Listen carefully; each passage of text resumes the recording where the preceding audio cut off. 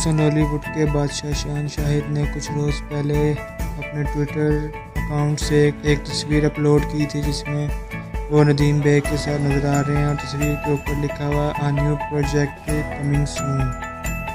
दोस्तों, से ये पता लगता है कि शान शाहिद ज़रार फिल्म के बाद नदीम बेग के साथ और प्रोजेक्ट पर काम कर रहे हैं और बहुत जल्द वो प्रोजेक्ट हमारे सामने पेश करेंगे। दोस्तों, शान शाहिद पाकिस्तान के वो एक्टर हैं जिन्होंने पाकिस्तान को बहुत सी कमाल की फिल्में दी हैं और अब दोस्तों शान शाहिद का नया प्रोजेक्ट जो कि जिसमें वो काम कर रहे हैं, उन्होंने अपने ट्विटर अकाउंट पर तस्वीर शेयर करते हुए बताया है कि न्यू प्रोजेक्ट नया प्रोजेक्ट शान शाहिद बहुत जल्द लाने वाले हैं। दोस्तों, देखते हैं प्रोजेक्ट क्या होता है। दोस्तों, आप हमें कमेंट सेक्शन में बताएं कि शान शाहिद का अगला प्रोजेक्ट क्या होगा या आप इस अगले प्रोजेक्ट के बारे में क्या ख्यालात रखते हैं।